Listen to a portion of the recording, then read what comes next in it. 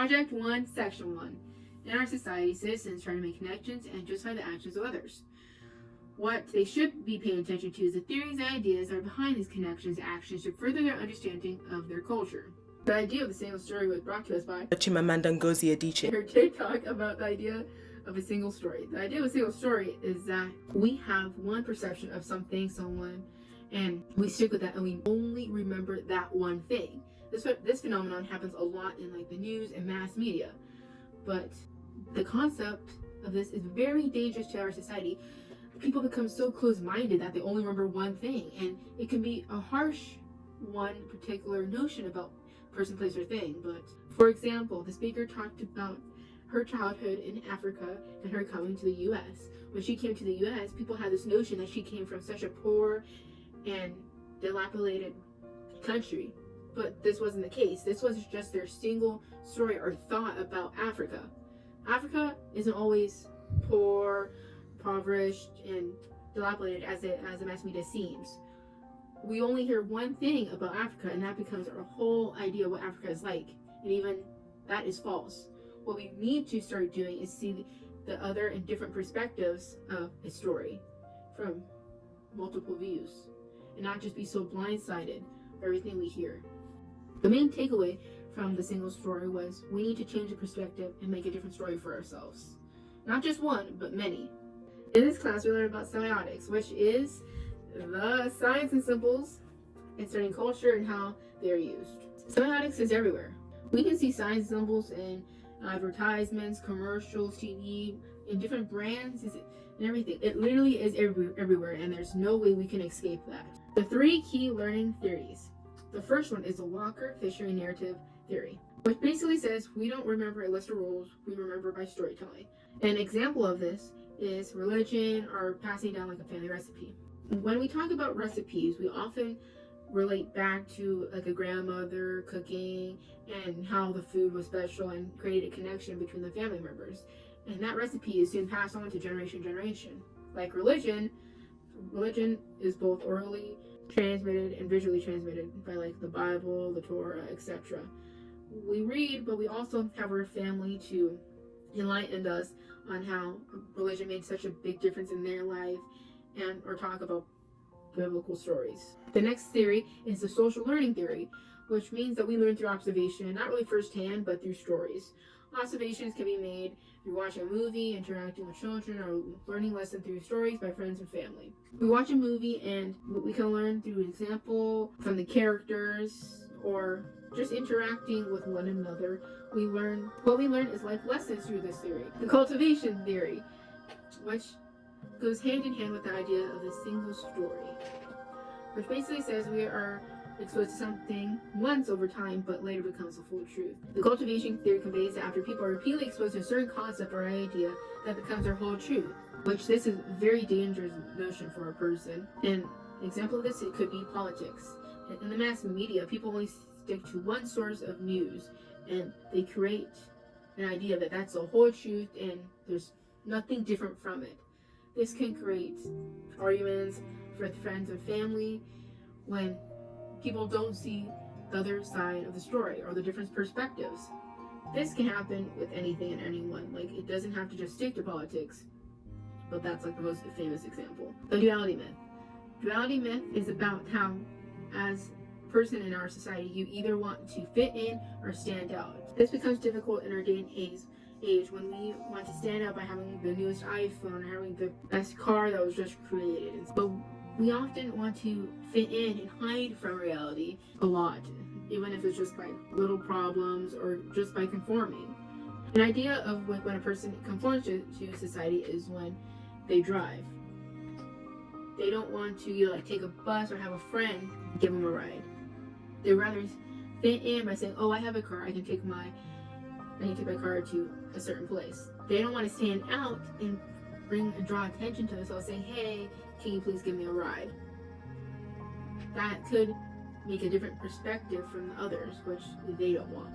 Lastly, in section 1, the origins of pop culture in American society. Pop culture here in America has changed widely since the Industrial Revolution. The Industrial Revolution was when pop culture first created its big break. Around the time of the Industrial Revolution, people who lived in rural areas moved to large cities for work. This created a shift in pop culture. By moving to big cities, people were exposed to many more ideas and things. Like people could just go to the movies after work. And our culture is an anomaly. We are literally a melting pot of different ideas, peoples, and things. That's why people love America. We are filled with so many different things around us. Even in California, we have so many mixtures of cultures that we can't just say, oh, this is what America is. There's really no certain box America is put in, because how different people have came here over years and passed all their knowledge. Section 2. For this section, we're going to be talking about the Hunger Games. In our society, the Hunger Games played a pivotal role in shaping the young people's lives through the books and movies. But today we'll be talking about the first movie, The Hunger Games. The Hunger Games is about a poor girl from District 12 named Katniss Everdeen who volunteers for her younger sister Prim as a player in the Hunger Games. The Hunger Games is a game that each of the 12 districts put in from 2 people to compete to the death in order for the capital's enjoyment and to repay their debt to their society that happened over 74 years ago during the uprising. We are going to be talking about rhetorical analysis, which is science, artifacts, and ideology. The first thing that pops in my head when we talk about rhetorical analysis in the Hunger Games is the 3-finger salute.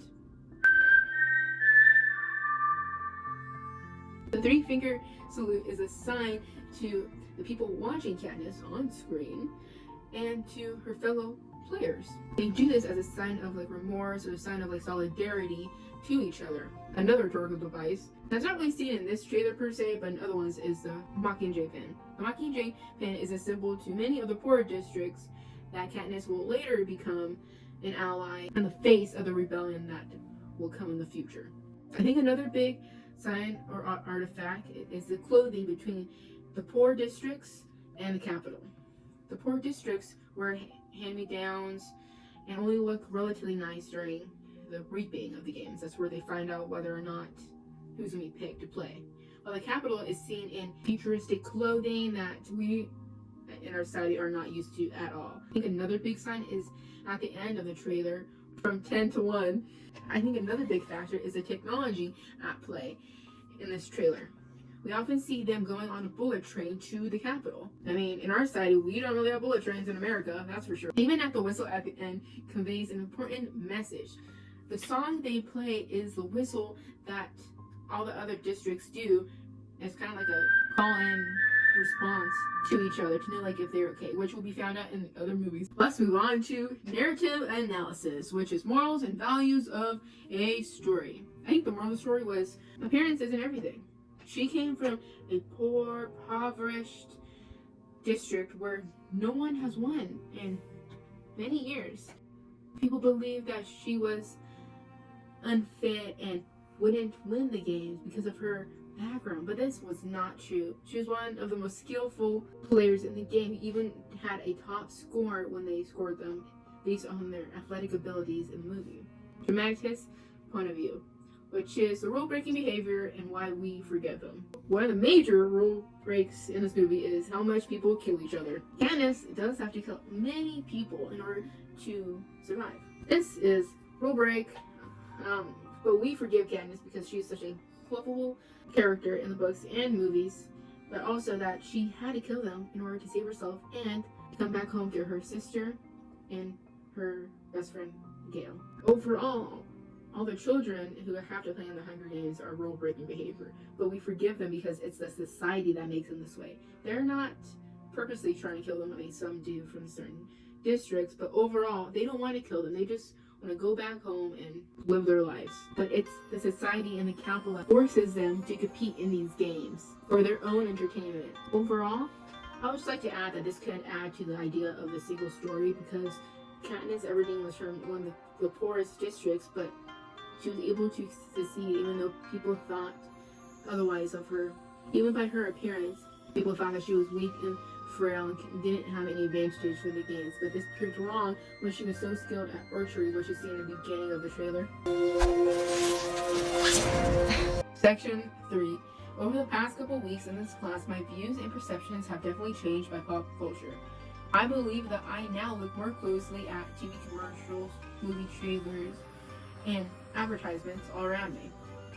I often try to point out little details of upcoming movies, like what's in the background and how it can relate to the larger span of the movie as a whole. Since we just talked about advertisements do play such a big role in everybody's life, including myself. If I'm on social media, I often see probably at least 10 different ads for something, and most of our cultural and social identity is made up of things that we buy, like whether it be shoes, shampoo, or pants. Like we talked about with our TV commercials, do shape us as a whole and try to sell us on status or guilt. Well, most of us, including myself, are always drawn to the idea of having the newest iPhone because it's such a status move towards our peers that we need to have the best and greatest iPhone ever. The idea of a single story has definitely made me reevaluate things in my life that I may hold one single story against. I think everyone has done this at least once in their life, and we might not even know it. I mean, an idea of a single story that I can think about is that people who don't really know me that well think that I'm a very shy and very quiet person, but once you get to know me, I'm a very happy and bubbly person. But we shouldn't just label someone as shy or nerd or all these different types of stereotypes. We need to stop stereotypes, which is hard in our culture. But we need to change the perspective. By doing this, we can open our eyes deeper into to create more meaningful conversations with each other. I would just like to reinforce the idea that by cutting out the idea of a single story, we can actually create more meaningful relationships with people we already know and people who we are just meeting. If we stop the notion of what we think we know about them, we can actually learn more from them. Thank you for coming to my TED Talk of Project 1.